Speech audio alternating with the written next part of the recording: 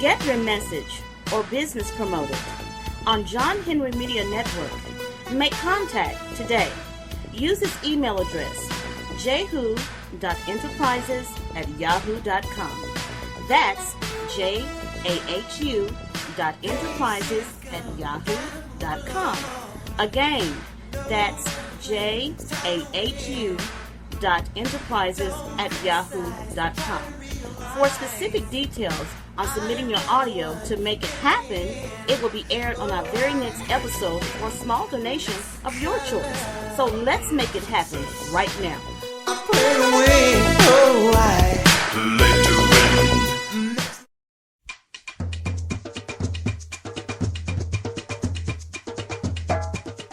Although there are several tales of slaves revolting against their masters in the annals of history, the overthrow of the Creole by captives heading from Virginia to Louisiana is one of the more riveting accounts. The rebellion ultimately gained 128 slaves freedom after taking control of the slave trading ship and sailing to the Bahamas, sparking tensions between the British and American forces. The Creole was sailing from Hampton, Virginia, as part of the domestic slave trade coastal route after the United States banned international slave trade. A total of 135 slaves were aboard the ship as it made its way to New Orleans as part of a sale. 160 people in total were on the brig, including the captain's family, a handful of slave traders and a crew of 10.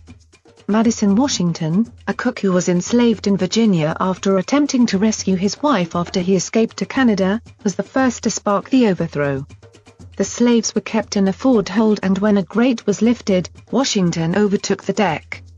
Washington and 17 other men sparked the clash by taking on the captain's crew and killed a trader with a knife. The captain was wounded, but escaped with his life as he hid inside the ship's rigging.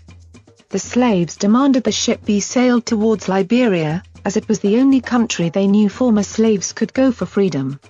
However, another slave mentioned they should sail to the British West Indies because slaves were freed there a year prior.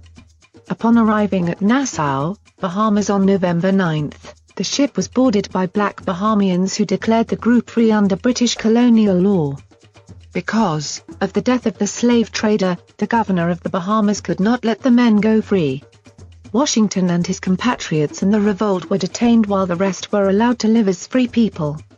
Amazingly, 3 women, a girl and a boy elected to stay aboard the Creole and return to slavery. Upon the Creole's arrival in New Orleans in December, white slave owners were angered at the loss of work as they considered nothing more than property. Since there were no extradition treaties between the British and America, charges to return the slaves were dropped and many of the newly freed traveled on British ships to Jamaica while some remained behind. Among abolitionists and even the British, who outlawed slavery in 1834, Washington was considered a hero. It was also reported that Washington didn't allow his fellow men to kill their captors and even helped treat the wounded. Although it was not specifically named as a reason, the Webster-Ashburton Treaty of 1842 was enacted that banned the trading of slaves using waterways. Madison Washington's revolt on the Creole is largely seen as one of the most successful slave revolts in history. Always remember, Madison Washington, another great black man.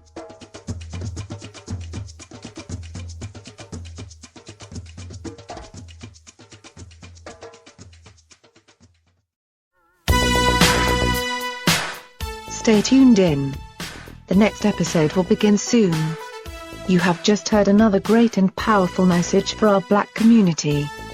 Brought to you by John Henry Media Network and the United States of America. This is the place for you, your family and friends to hear educational messages and music from other very important black people to help build a stronger and more revolution-ready black America. Your message will awaken another sleeping giant.